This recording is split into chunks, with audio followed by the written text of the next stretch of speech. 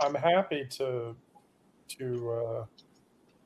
I'm happy to publish it because, um, from my perspective, it's a fresh perspective.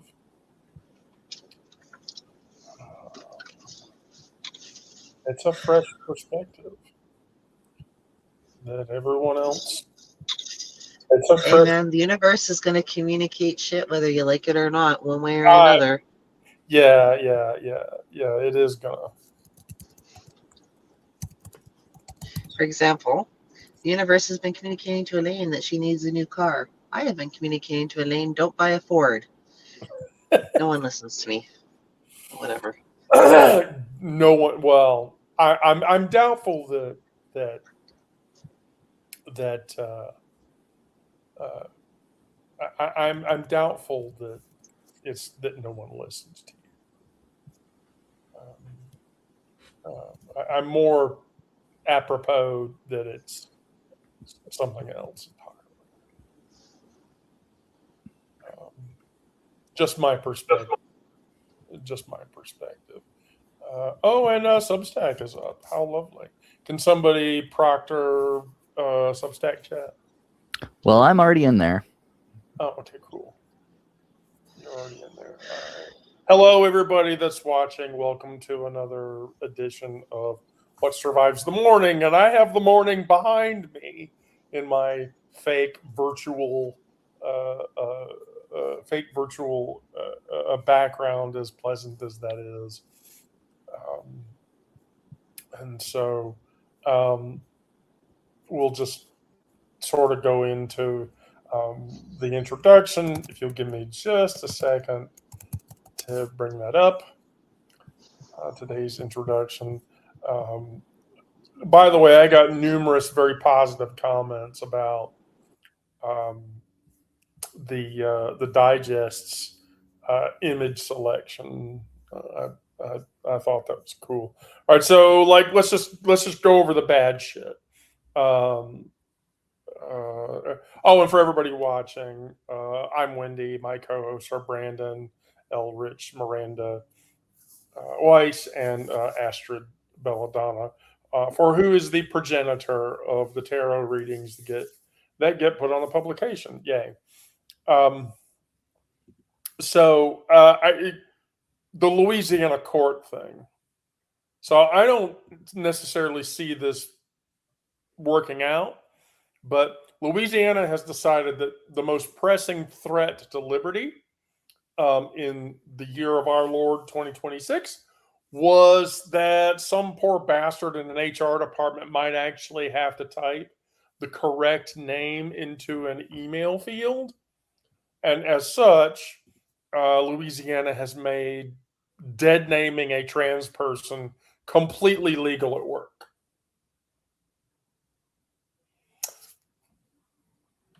So a trans person can't EEOC at the state level, can't EEOC against somebody because they're getting dead named. And here's the funny part about it was that um, there was a Baptist minister who has numerous degrees in divinity from Princeton and from Candler Theology, my alma mater. And she got up in front of everybody and said, not all Christians believe what other Christians believe, and this is bullshit. And the vote still passed, which was incredibly fucking stupid and incredibly fucking insensitive. And so, it was just like, I don't get it. The other thing that happened was Trump's festival happened over the weekend. And one, it was totally fucking empty, which I thought was completely brilliant. But two, and here's the hard part, the North Carolina state display or whatever had a display of the Confederate flag. And this is okay now. displaying the Confederate flag is completely okay. I don't understand why that's the case. I don't understand They're how. proud of their history of being traitors. Do what? They're proud of their history of being traitors Yeah, I must be. and of owning people. Yeah, completely. Yeah, I completely and totally. I agree with you 100%.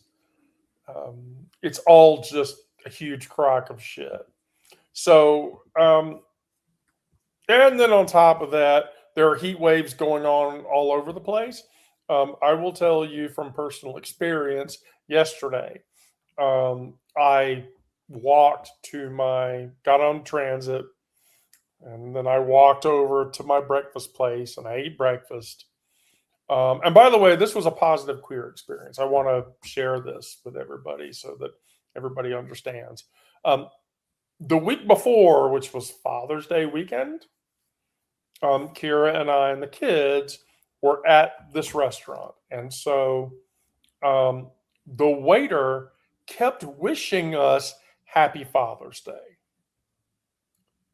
which was severely transphobic. And so when we left, I went to the counter and I told the girl, I'm like, look, your waiter has just misgendered me and my best friend, and in a way that I cannot describe as positive in any way whatsoever, and that's not okay. And so she said, I'll tell the manager. And so I was like, okay, well, we got in the car and, one of the kids was like, well, Wendy, I would have maybe like asked to speak to the manager. And I said, you're probably right. So I called the number to the restaurant, in this case, Egg Harbor Cafe, and I asked to speak to the manager, and her name is Charlotte.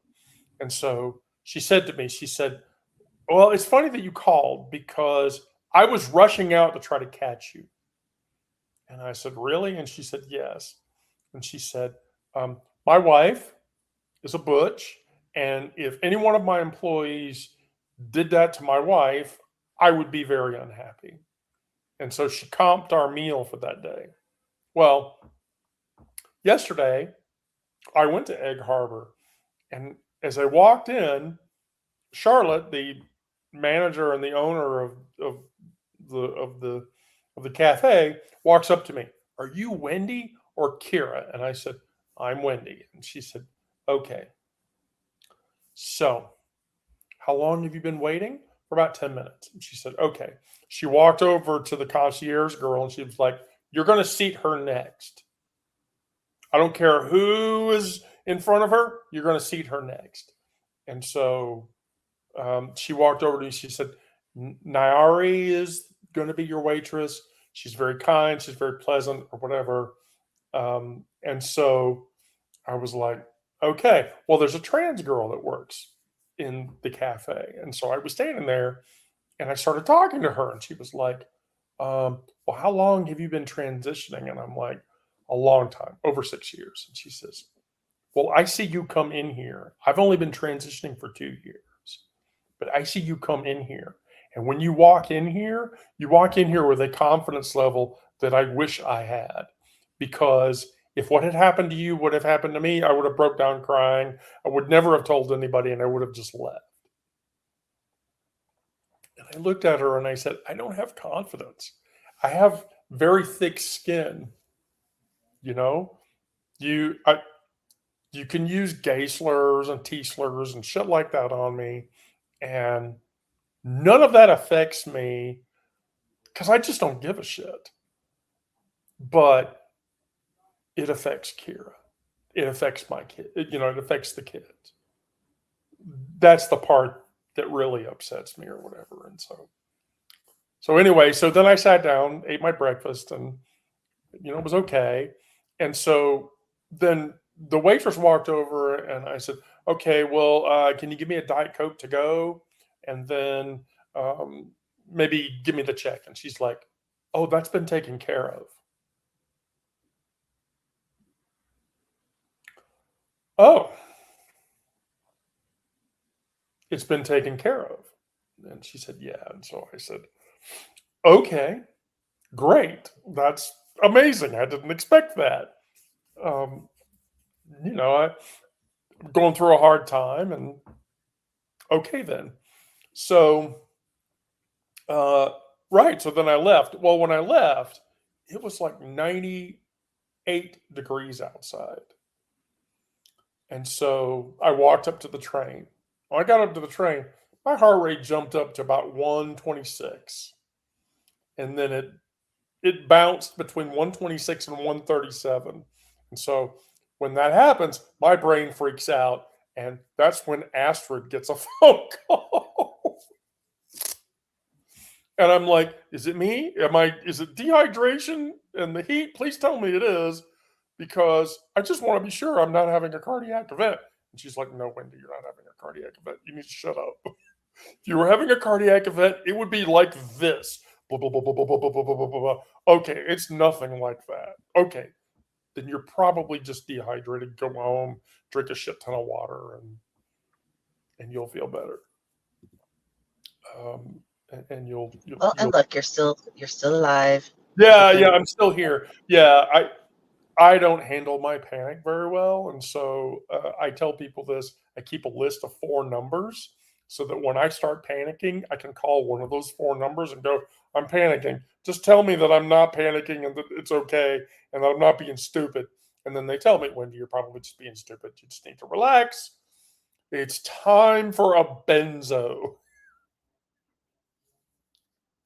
So with that, then let's go into today's show. So, Did you happen to? I was just going to ask you if you happened to see that the waiter, the server that you saw the previous time was. Oh God, yes, I did. Around? I did. And here's the wild thing about it: like halfway through my breakfast, he walked up to me and he said, "Hey, I just want to say that I'm sorry that you had that experience, and I'm sorry that I did that, and I'm sorry that those that were with you were affected also." Here's the thing I found out was, like I told the girl at the counter, and so she told the manager, and I thought, oh, that's all there's going to be to it.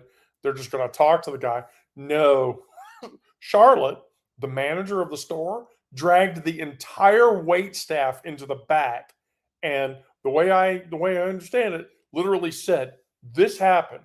If this happens again, and I catch one of you doing it to this person or to any other person where you have not implicitly asked what your pronouns are,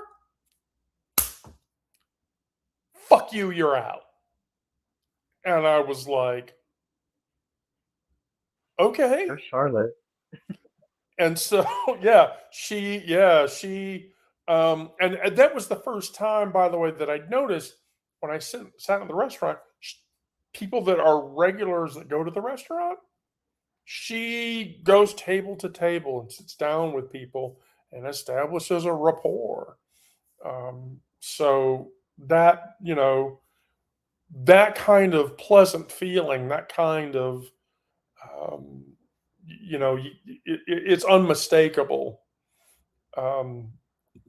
that, you can get that experience from some people. So I saw the dude apologized, and then the dude told me, oh, and by the way, this fucking shit happened or whatever. And I was like, okay, my faith in humanity has been restored for one more day of the year or whatever. And so, what a shitter. So going right into that,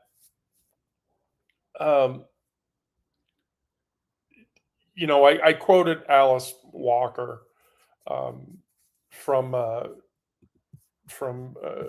one of her writings. Let me actually get the actual quote. No person is your friend who demands your silence or denies your right to grow. And so a law that protects a coworker's right to dead name you is a law that demands your silence and calls it someone else's freedom. Walker knew this.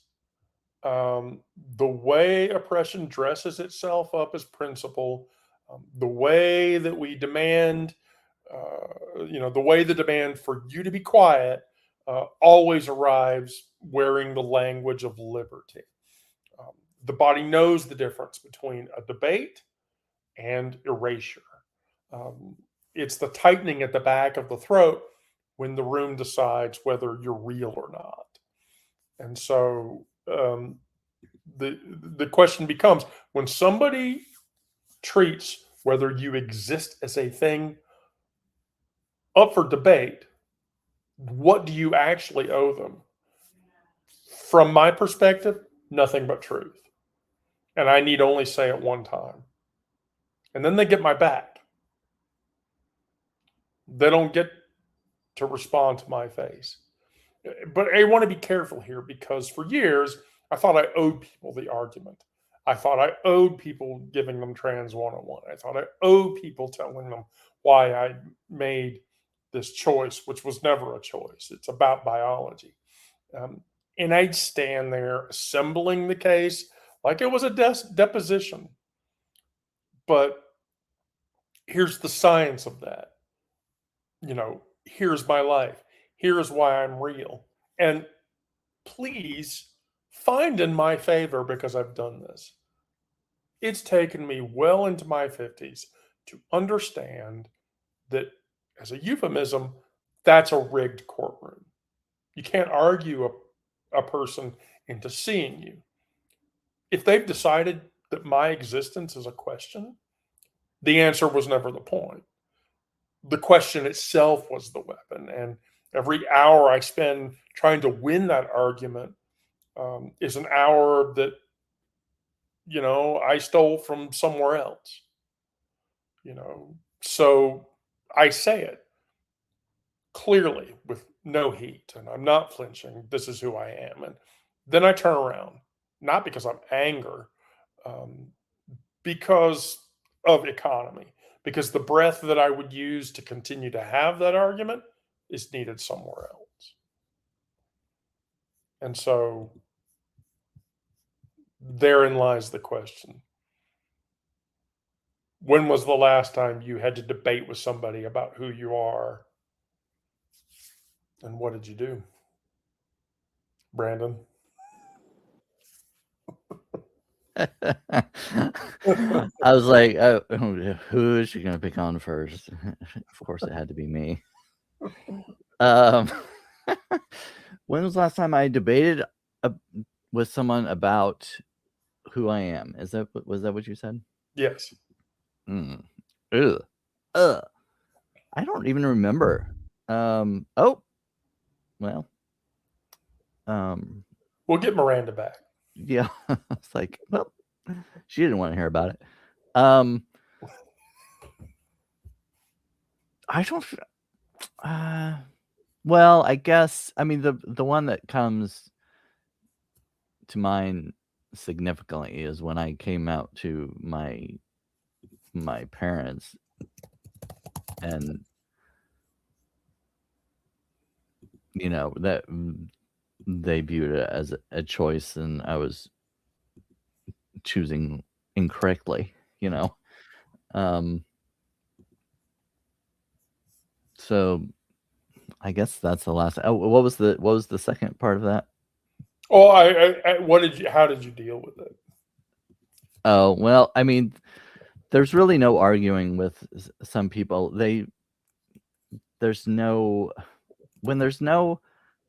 openness and no open-mindedness about certain things, when they have very strict beliefs about this is the way things are. It doesn't matter what you say or what your argument is. There's no point to arguing. And so, for me, I just have to, like, well, you believe what you want to believe or choose to believe most of the time. And I just have to let that go and let it be as it is, and go about my life as I see fit.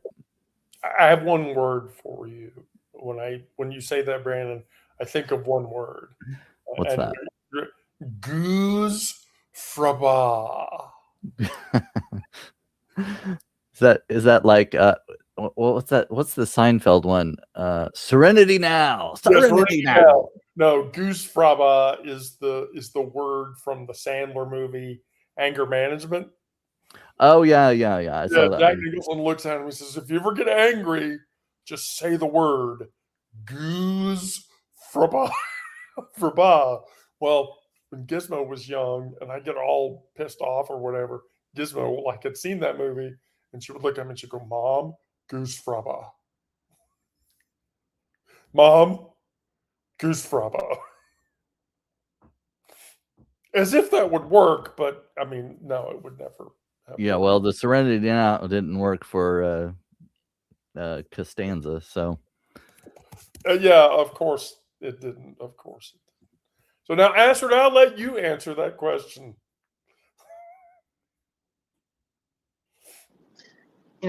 I've been thinking, I haven't really been put in a situation where I felt compelled to justify my being and who I am by another person.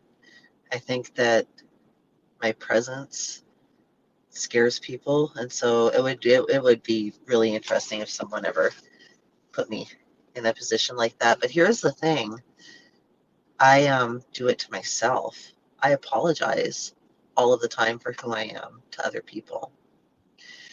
I'm sorry, my brain just isn't working that way today.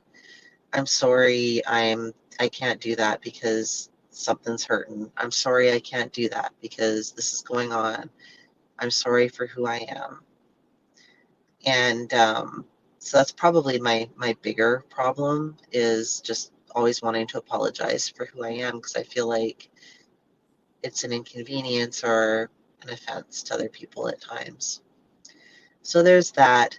But kind of back to the initial part of your question, I also took a page out of the playbook, and not just to say, I am not saying that anything I go through is anywhere near other marginalized people at all. Nowhere. Like, things are pretty easy for me in that regard. But I did take a page out of the playbook of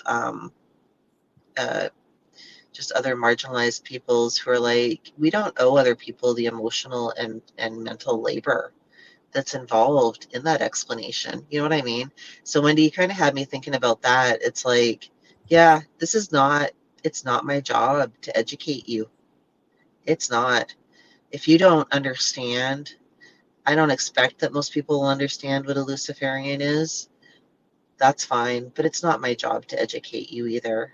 If you're going to come to me with assumptions, those are your assumptions, and you have the capacity to go find out on yourself. So I'm in the same boat as you. If I don't get confronted on things or have those situations come up, but if I did, it would probably mostly just be an actual, like, fuck you, and turn around. Be like, I don't know you that. I don't know you Yeah, that. So, you're not in an obligation to owe anybody anything. mhm. Uh, I don't. It's difficult for me to understand why people feel like that they owe people things or they don't. I mean, it's one thing to be in a relationship with somebody and be transparent.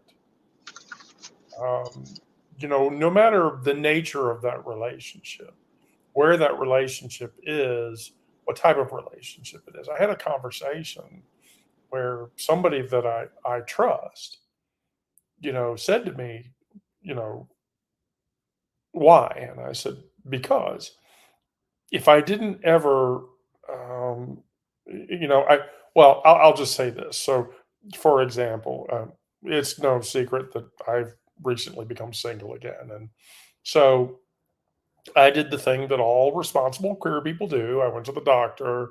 I did all 12 of my blood tests or whatever. I renewed my PrEP prescription. I renewed my DoxyPep prescription. Um, and then 7 days from now or whatever, if I find myself in an activity moment, there's protections there. And so, from that perspective, but I don't actually owe that to anybody, but a person that I trust, I said, oh, because they just point blank asked me, they said, oh, is it because you're single now that you're doing all these things? And I said, yeah, because that's what a responsible queer person does. They take those steps and all of that. And the person was like, well, why are you telling me this? And I'm like, uh, because you're my friend, and it's easier for me to be transparent with you about why I'm doing something than having to explain it later or having to give it over later or whatever. And I even told this person, I was like, earlier I went through a profoundly emotional experience. And I went to external resources to express that emotional experience. And so she looked at me and she said, why are you telling me this? And I said, because in my opinion, it's better to be transparent than it is to allow you to guess whatever the fuck is going on in my head or whatever. And so, yeah, you don't owe anybody that, but you do, you want to make sure the people that you do care about are aware of those things.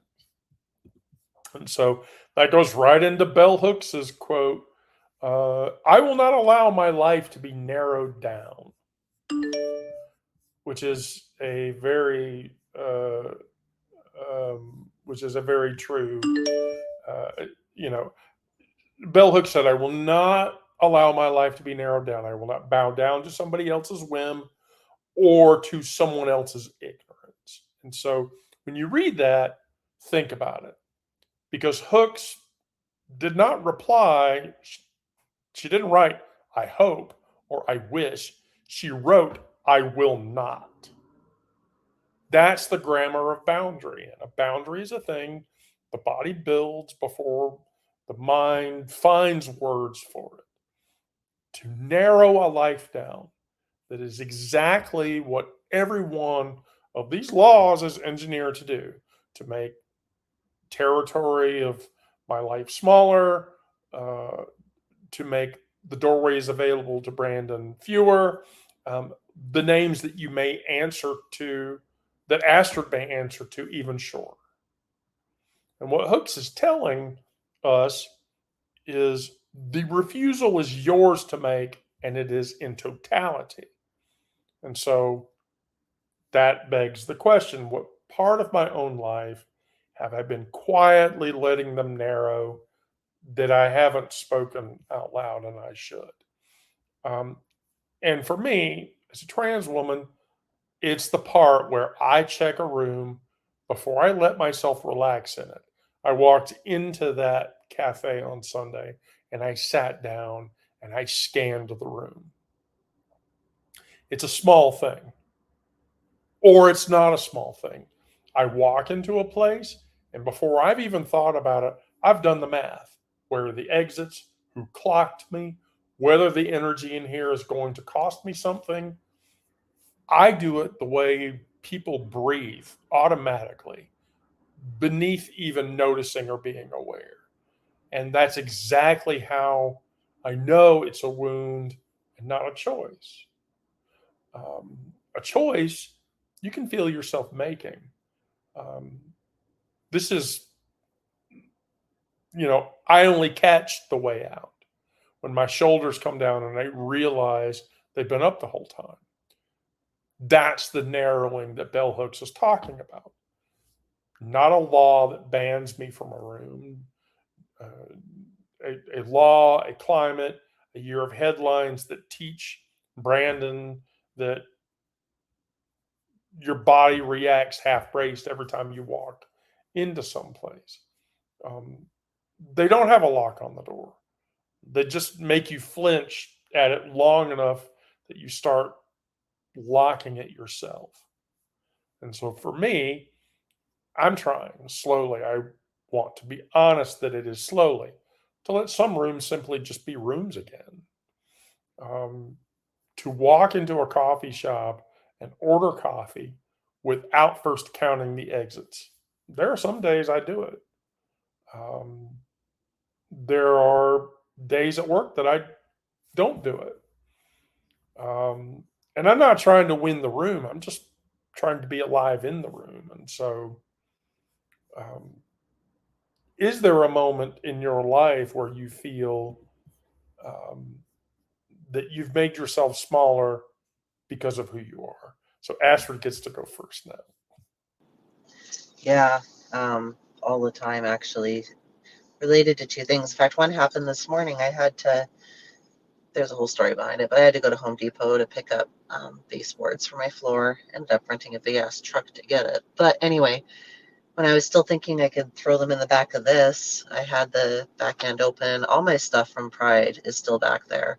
So rainbows and stuff. And of course, I'm in a Subaru, and it's clear I am who I am. But the Home Depot is in fucking Clay County, which is a very red place to be. And the older gentleman who came out to inform me that we could not, in fact, do a curbside pickup for what I was trying to get. I took one look at him, and this is on me too. And I was like, oh, are they even going to be helpful to me? Are they even going to be helpful to me? Because he sees all my rainbows in the back of my car, in the car, and all of that stuff. And I'm thinking, man, this is going to suck. He goes inside and gets his manager. So that was the shrinking part, right? And I do that all the time. I'm like, who has realized that I'm queer and is going to, behave differently around me or do something differently? Well, he went and got his manager. His manager, pretty sure is a trans guy. And I'm like, cool. And I felt much better. And then here's the thing, though. I was able to relax, and then I noticed that the older fellow who initially came out had like rainbow colored feathers all attached to the front of his vest, and and I'm like, oh man, I didn't even need to feel unsafe in this situation, but my guards were so up immediately because if you've ever read Thinking Fast and Slow, it's very much about our survival instincts and making these split second. It's where we get our biases from. There's split second reactions and opinions that we form as a protective mechanism, and that's what happened with the older fellow. I didn't even see the pride colors he was wearing on his vest, and they were very like feathery and all over. I didn't even see him.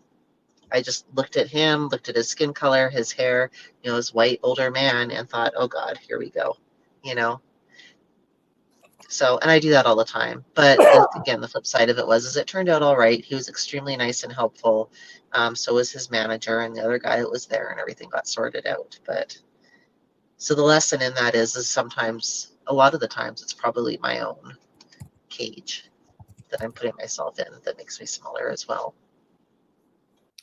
I think that would be the same for any of us. I really do. Brandon? Yeah, I mean, I kind of relate to both of you talking about going into a place and checking out who's in there and what kind of looks I'm getting. Depending on what I'm wearing, and if I've got earrings or maybe a little bit of makeup or how I've done my hair or whatever, people, if they have any kind of perceptiveness, will realize that I'm gay. And that may dictate where I sit in the cafe or wherever it is or where I go, and be more aware of looks. And I may be wrong about what's behind the look. I'm automatically providing a dialogue when that person is looking at me and thinking, assuming what they're thinking about me and that kind of thing. And if they give a little bit of scowl or something like that, automatically I assume it is about me, when it could be, they just ate something they didn't like or thinking about something completely different. But it is about safety too.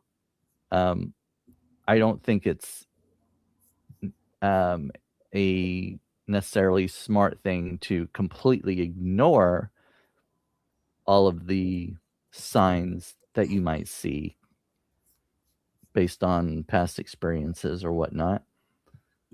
But there's a balance, you know what I mean?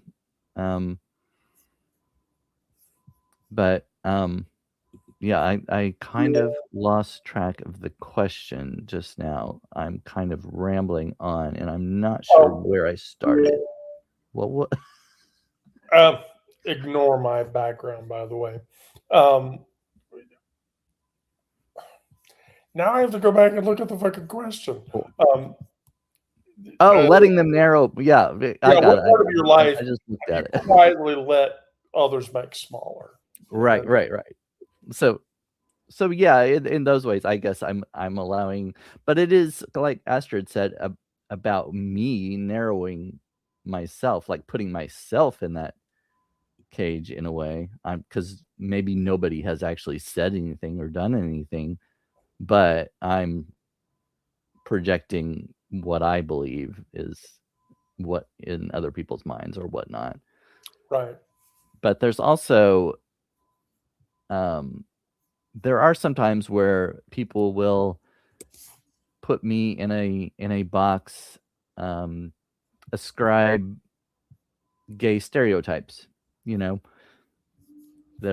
I don't know anything about cars or anything, which, some of them are true because I don't know anything about cars. I mean, I'm not going to change my own oil or anything, I'm going to take it somewhere and have them do it. But there are a few things I know I'm aware of and can do, but sometimes people take those stereotypes to an extreme, and so that kind of puts me in narrows me down. But you shouldn't let that. Yeah, I mean, I can't force anybody to change their opinions or anything as far as that goes. I can, I don't know, I can try to prove myself in some ways, but do I need to? It's like, do I want to combat the stereotype? Do I want to try to prove to combat it? Or do I say, oh, I don't care. I don't need to do that. I am who I am, and I know what I know, and if they believe that or not, doesn't really matter. It's kind of a battle that goes back and forth. One of the things that I've come to realize is that, and this is obvious, right? Life is short. We have one life to live. And especially being, a woman in this world, I've had a whole lifetime, and being who I am, I've had a whole lifetime of being told that I'm too loud and I'm too much and literally taking up too much space, and then I need to look a certain way. And I was sharing, so one thing, I'm loud as fuck, and it is the greatest joy I have is the friends that I have now, where I can go to restaurants and be loud and obnoxious and no one's shushing me. I spent decades being shushed in public places. And then also, regarding body, it's like, no matter how much weight I lose, I have lipedema. Lipedema fat does not really go away unless you get liposuction. And so one of my greatest joys, even in terms of body, is like, you know what? Fuck you all. I want to wear shorts. It's 100 goddamn degrees out. I like short shorts and I like short dresses, and I'm wearing them, and you can just deal with my fucking varicose veins and my fat tumors. It is what it is, But just living out loud and living our authentic selves, and I'm at the point where I don't care anymore for the most part. You and me both. I mean, the number of times that I've been told by people on public transit or in public, or you shouldn't be wearing that. I'm like, hey, dress, do you care about who wears you or not? Okay, it's not answering. I don't think the dress cares. Hilariously, though, you laugh about this. I was in the gas station across the street from my living space, and there was a woman behind me, And she blurts out, I wish that more guys would understand that it's okay to wear skirts. And so she was misgendering me, but at the same time lauding the fact that I was wearing a fairly thin, not very heat intensifying skirt. Now, I did turn around and tell her, I'm like, well, the reason I'm wearing a skirt is because I put enough estrogen in my body every day to quantify wearing a skirt and having these. And she was like, oh, gosh, I'm sorry, I didn't realize, and or whatever. And I told her, well, in the future just ask. Never hurts to ask. And so, but yeah, I mean, who gives a shit? Who gives a shit what your body shape is like? Who gives a shit what you look like? Wear what makes you feel good about wearing. Brandon, if you want to wear makeup, wear fucking makeup. And I don't give a shit. That's you, and it makes you feel comfortable. If other people give you shit about that, that should not be a thing. I mean, it just shouldn't. And so that kind of thing brings darkness into our lives, and that's the thing that we shouldn't be afraid of. Marsha P. said it best. She says, I was no longer afraid of the darkness if I could only reach the linoleum of my own kitchen. And so we look at that and then we think about when the fear pulls back far enough, what's the room that you try to get to? And for me, a morning in October when the heat is broken, there's coffee on my counter, my cat is asleep on like that one patch of sun that's coming through the window. Nobody anywhere legislating my name that day. Just the ordinary lit kitchen of my life. The place Marsha was pointing out when she talked about that flooring, because she almost had quite literally nothing. Johnson lived most of her life with almost nothing, and she gave most of that nothing away. A room at her star house, a meal, a place to sleep for the kids in the city who had been thrown out by their parents. The kitchen, in her words, is not a small thing. It's a destination of every survival. The ordinary lit room where you finally feel safe enough to be tired. On a day where the news wants you to believe that darkness is everywhere. And all Johnson does is point at the linoleum floor and says, there's the floor. There is a place that's yours. Stand on it because it belongs to you. And so, and I want to say that the true thing, which is that I am not there yet, and that the heat hasn't broken, and that in the weather or the news or anywhere else, some mornings the back step is just a back step, and the dread comes with or without the coffee. But here's what the body knows that the headlines don't know. I've reached that kitchen before. I've had that October morning. I've had the cat sitting quietly in the bask of the sun. And a body that has reached a place once knows the way back, even in the dark, especially in the dark, because I had to claw my way through that. That's what Johnson is telling us. There's a floor, there's a room, and it belongs to you. And you've stood in it, so you should just reach for it. And so the question is, when the fear goes away, Brandon, what does that room look like? Yeah, it's a small, comfortable coffee house where I feel safe and accepted, I guess. one Pops the Druid said in the chat, imagine a time when you can be out and yourself and there's no need to be part of the LGBTQ plus community and just be the human community, no more us and them. I mean, I don't see that ever happening in my lifetime, but that would be nice. Wouldn't it be nice if we didn't have to have queer safe spaces where all spaces were just considered safe? I have a friend of mine from my days at Mary's, and I chat with him on social media on occasion, and he's a bear, big bear, bigger than most masculine cis het straight guys I know.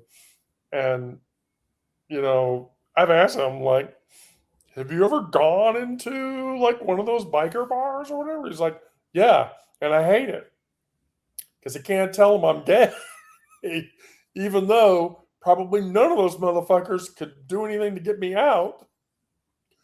And I remember telling him, Rich, I mean, it's like you have more masculinity in your pinky than there are some cishet guys that I know who are trying to be way more masculine than you are. That's fucked up. It's crazy that happens. But so, Astrid, when the fear rolls back, what does that room look like? It's actually a lakefront veranda.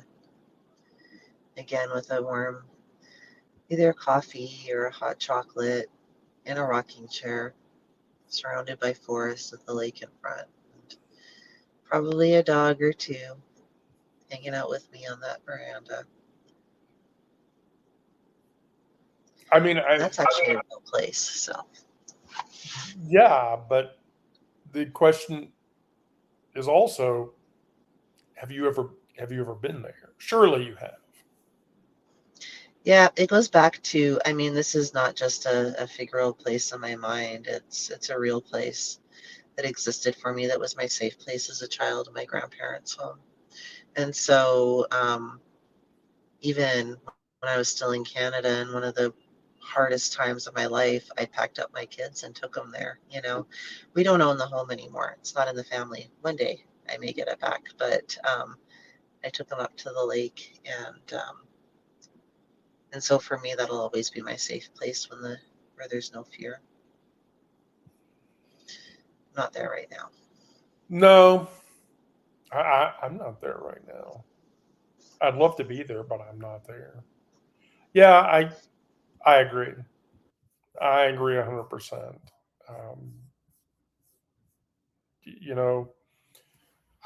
Here's the long and short of it. Tomorrow, the heat will still be on this country like a hand, and the cruelty will keep arriving in the language of freedom. And none of that is mine to fix. None of that is Astrid's to fix.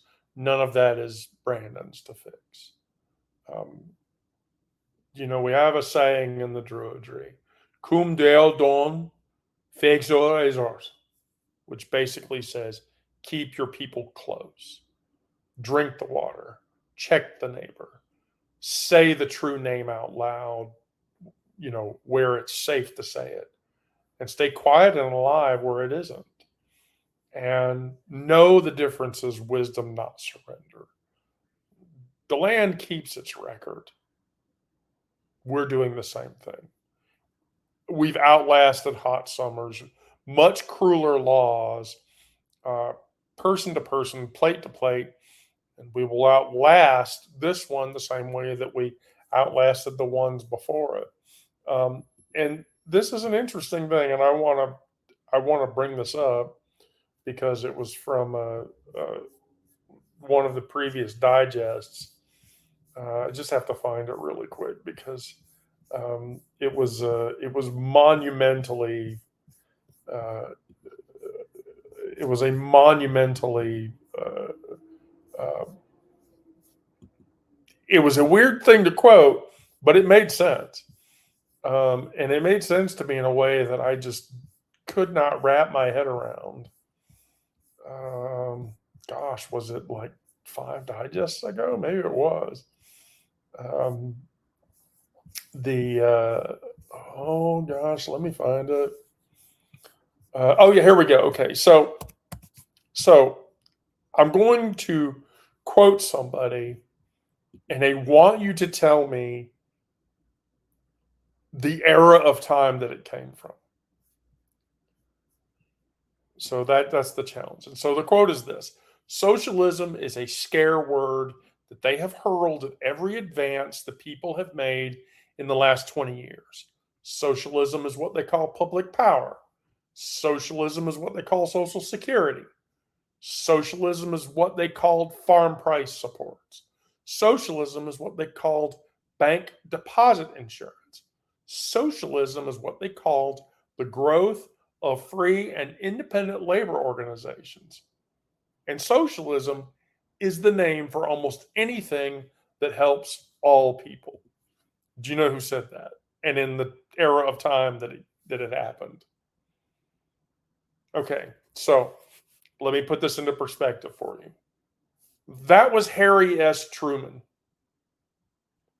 Now, if Truman said that in his lifetime, which was 60, 70 years ago, and there was that realization then, just how fucked are we now?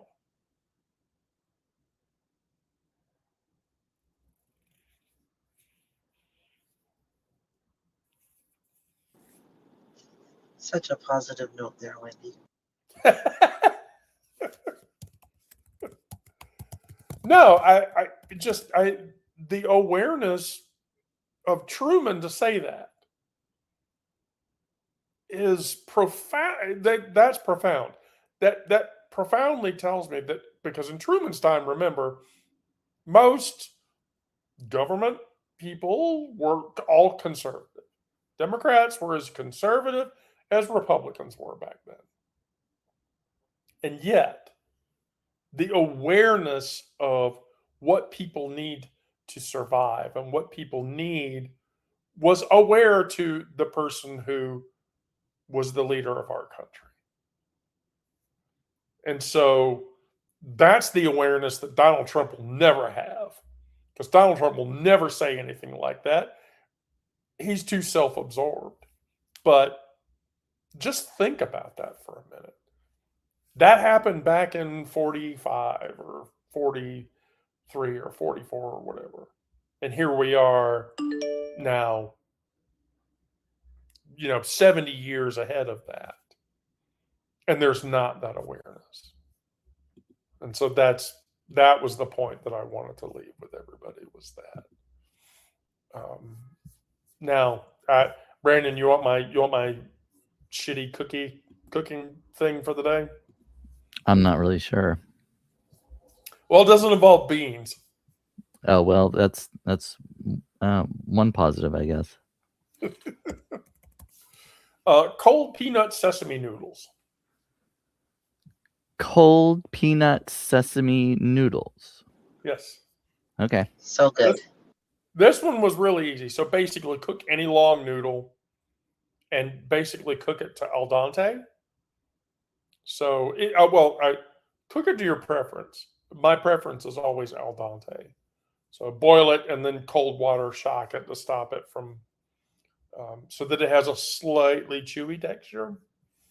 But then whisk in peanut butter, soy sauce, rice vinegar, a tiny bit of honey, grated garlic, and then a splash of the noodle water to sauce it up. Toss it, and then top it with scallions or green onions or whatever. And literally, it's 7 things. It's 7 things that, in the consistency that you would spend to make it, literally costs you like all of about $8, and you can feed a room full of 5 people with it.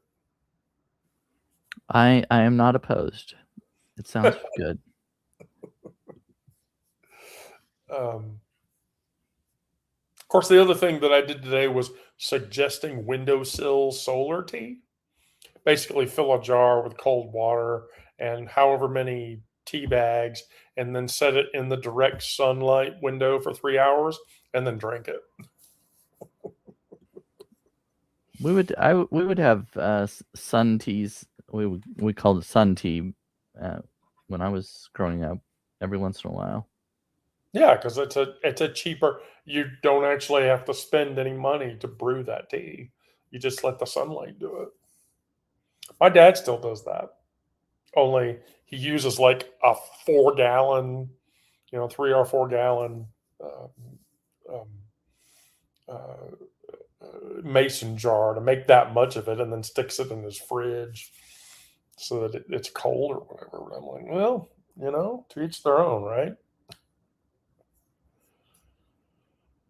Oh, well, that's the edition for today. Do either of you have anything that you want to close with? Tomorrow's last day of Pride Month, so happy Pride for one more day. Yay, happy Pride. Well, I mean, and I get to celebrate Pride in October again.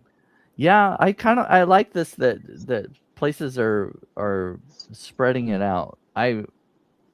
Because I don't. It's kind of depressing for me sometimes when June is over. It's like, well, no more for another year. But I like these that places are doing. I know a couple places they're doing theirs in July, and there's at least Columbia, Missouri usually does theirs in September or October. So I might go down to that. I have to step away. Oh, all right. I'll try to think of something. No, the last couple of years I've gone to Columbia's, and I can't remember, September or October, but they usually do it when the college students are back in, and I assume that's why, so they get more That of a. makes sense. Yeah. Better weather too. Yeah, I was going to say it's definitely not as hot at that time. Yes. Well, September sometimes is, but October it starts cooling down at least.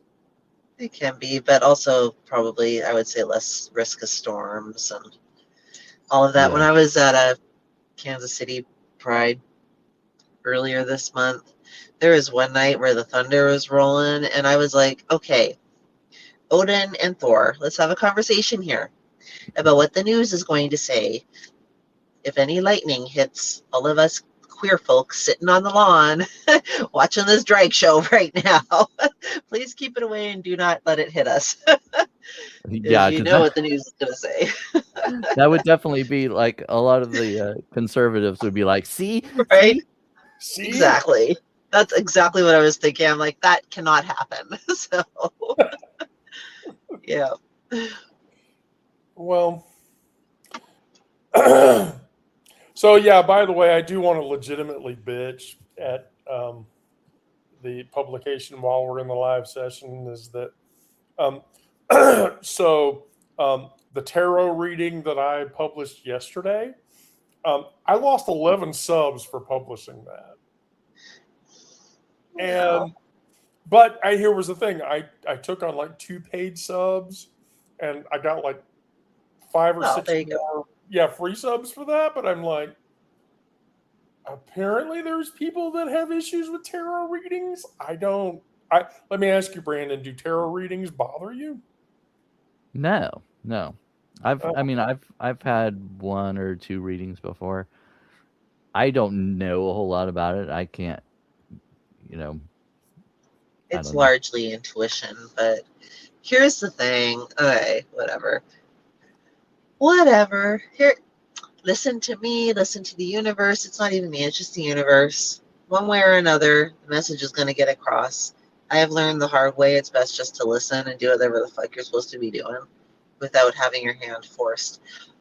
Oh, and I wanted to share something cool too, now that I'm remembering, if I might.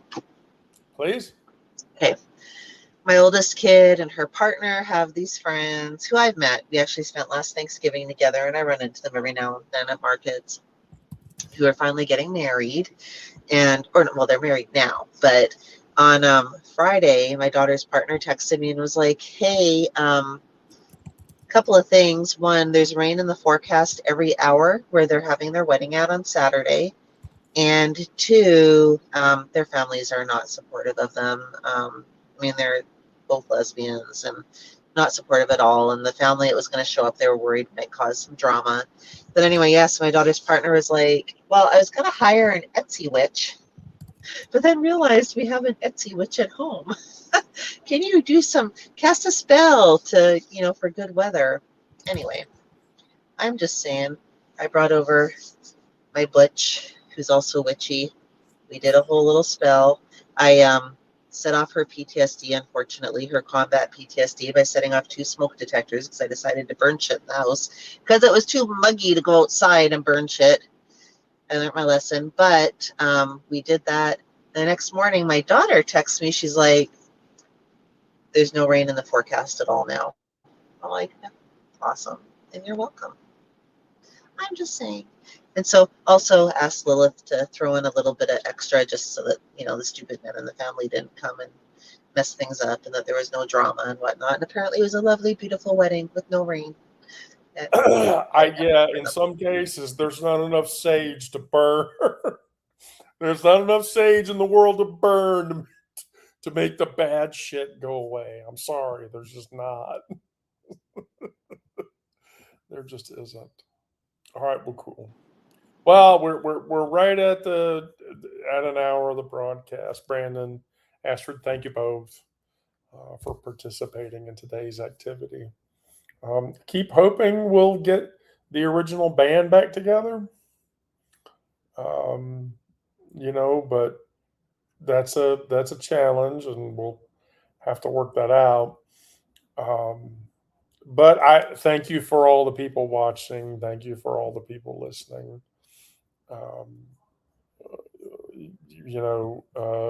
Thank you, Brandon. Thank you, Astrid, for participating. And so, with that, you both can quietly drop off, and I'll close the session. Do we have to quietly drop off? Or You can yell as I go? Yeah, you can yell, "Goodbye, motherfuckers! See you later! See you later, motherfuckers!" Yeah. Okay. Well, anyway, I thank you, everyone. It's not without you guys that any of this is possible. I'm thankful for every one of you. Peter Murphy, I have to tell you, if a tarot reader would have predicted your death but not tell you, that's like really fucked up, and I'm not comfortable with that at all.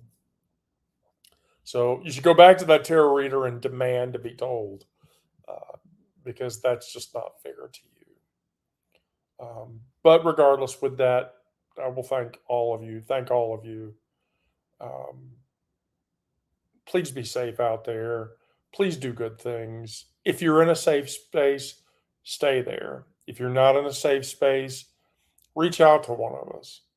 We can help you get into a safe space. Because none of us survives if we don't provide community to other people. None of us survives if none of us attempts to love each other and take care of each other. Peace to you all.